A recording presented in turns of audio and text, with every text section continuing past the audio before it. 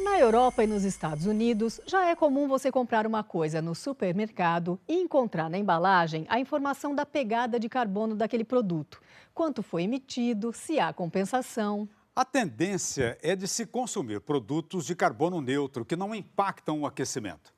E só agora o Brasil começa a conhecer as reais pegadas de carbono de nossos produtos.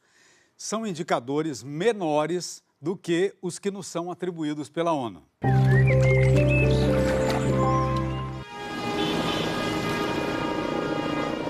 Olha, por favor, não vai espalhar pelas redes sociais que o repórter do Globo Rural disse que andar de carro é igual a desmatar.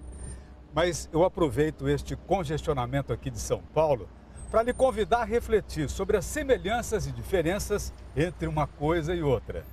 Na mata em chamas, você queima carbono, matéria orgânica. A gasolina também veio de matéria orgânica. Um pedaço de mar ou uma floresta encapsulados num vão geológico por milhões de anos. Assim, o Zezinho, quando queima um tanque de gasolina, está emitindo gases do mesmo jeito de quando se queima a árvore. Aliás, estão aí as duas principais causas do aquecimento no mundo como um todo. Em primeiro lugar está a queima de combustíveis fósseis, incluindo diesel, querosene de avião, termoelétricas, até quando o Zezinho esquenta o leite para a netinha. Esse gás vem do petróleo. A segunda principal causa de emissão de gases no mundo é o desmatamento. Mas no Brasil, país ainda jovem, abrindo áreas de recursos naturais, as posições se invertem. O corte de floresta, o uso do solo está em primeiro lugar. A mata dá lugar ao pasto. Nós procuramos a NASA. O pesquisador Carlos Serri conta que 3 décadas atrás especulava-se se as queimadas na Amazônia não podiam interferir na rota dos foguetes. Daí surgiu uma frutífera parceria da Exalc com a NASA. Mais de 50 trabalhos científicos já foram realizados com base nas pesquisas. Há vários anos, o Globo Rural começou a acompanhar essas investigações científicas, que contaram também com o apoio do governo da França e da Embrapa. Em 2003, no estado de Rondônia, vimos os equipamentos então desenvolvidos para medições do solo e do ar, como as câmaras para coleta de gases. Eram os primeiros passos para se descobrir as pegadas de carbono deixadas pela transformação da floresta amazônica em sistemas agropastoris. O levantamento de dados varou década com pesquisas em várias regiões do Brasil. Em 2013, novamente, acompanhamos as equipes do Sena perscrutando vários tipos de lavoura, cafezais, canaviais. Quantidades significativas de solo foram reunidas para uma análise minuciosa em laboratório. E agora, recentemente, em 2015, nos encontramos com os pesquisadores outra vez. Foi uma surpresa. Os estudos fazem uma revisão dos dados científicos que a comunidade internacional aplicava para o Brasil e que não batem com a realidade. No Brasil existe falta de informações desse tipo. Nós queremos uma agricultura sustentável. A transformação da floresta em pastagem reduz a biodiversidade dos solos. Mas o capim, para crescer, retira da atmosfera a maior parte dos gases emitidos na queimada. É o tal do sequestro de carbono que as culturas promovem também. Se é soja ou cana para a produção de biocombustíveis, o diferencial é importante. Se o Zezinho queima gasolina, aumenta o efeito estufa. Com o etanol, não. Quando esse etanol é feito a combustão no motor, há emissão de carbono para a atmosfera. Só que esse carbono não fica na atmosfera. Há uma nova brotação, há uma nova cana que aparece e ela retira esse carbono da atmosfera. Então é uma fonte renovável. O combustível fóssil, uma vez queimado, fica na atmosfera. Então essa é a grande vantagem dos biocombustíveis em relação a um combustível fóssil.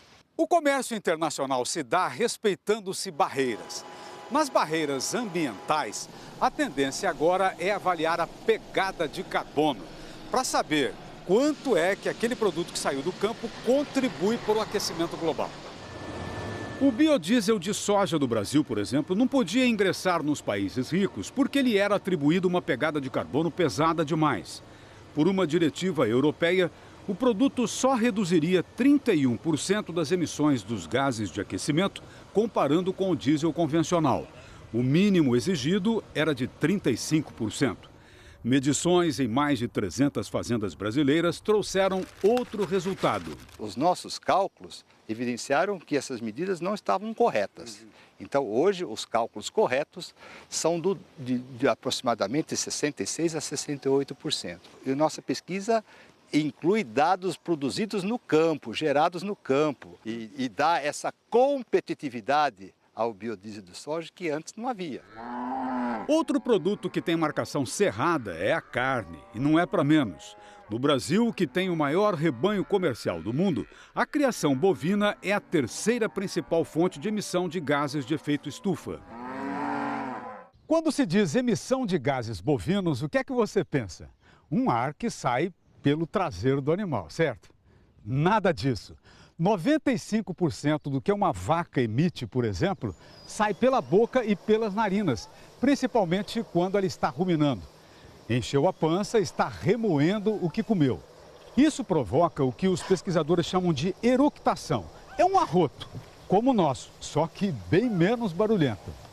Esse gás que sai do boi é o metano, que em termos de aquecimento global tem um impacto 25 vezes maior que o carbono liberado pela queima de vegetação e combustíveis.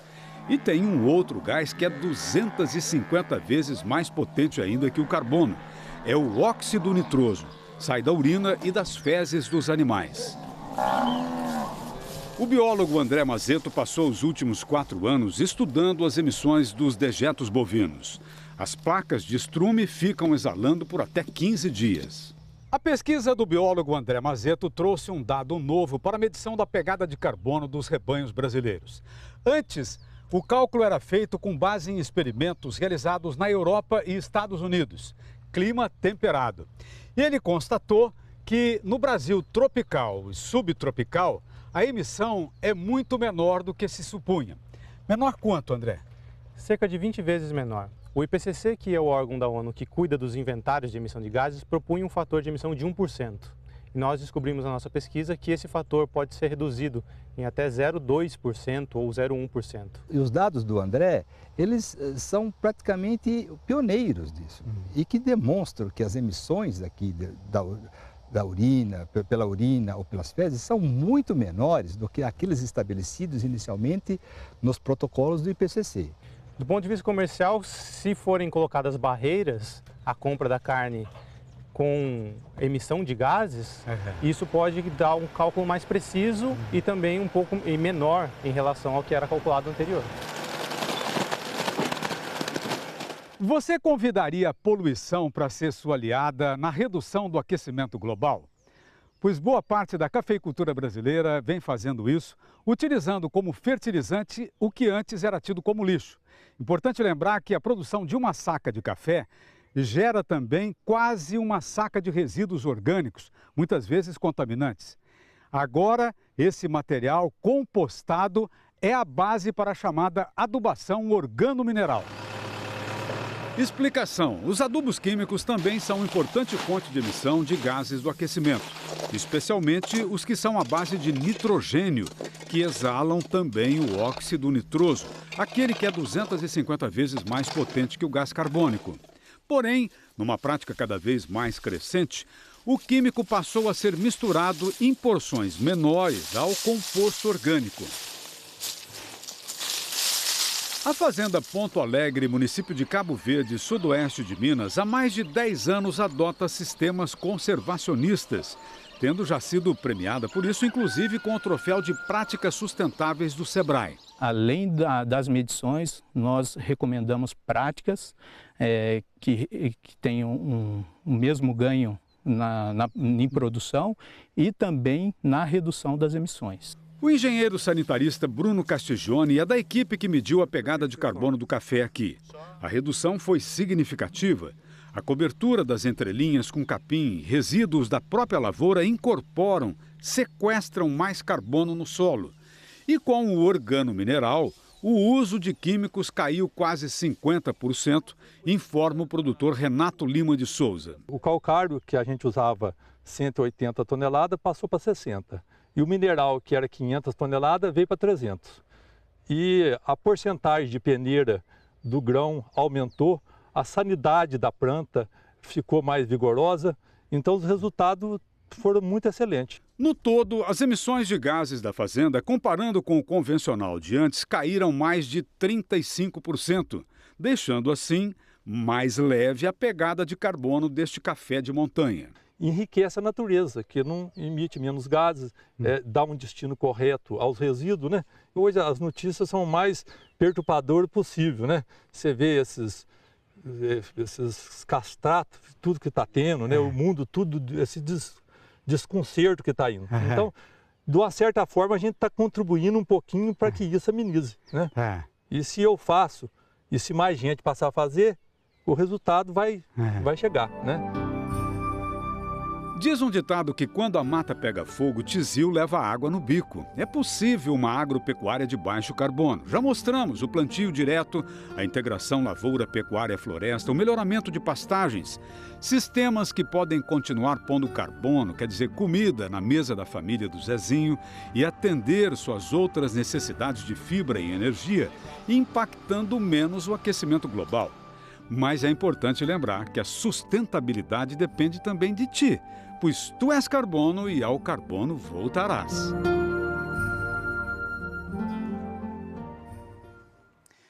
Olha, esse é um assunto vasto e polêmico. Há os que não acreditam que a Terra esteja aquecendo por conta das ações humanas. Mas 2015 já é o ano mais quente da história desde que começaram as medições de temperatura em 1880. Os telejornais da Rede Globo, a partir de amanhã, vão manter você informado sobre as discussões da COP21 em Paris. Um bom domingo. Bom dia e até domingo que vem.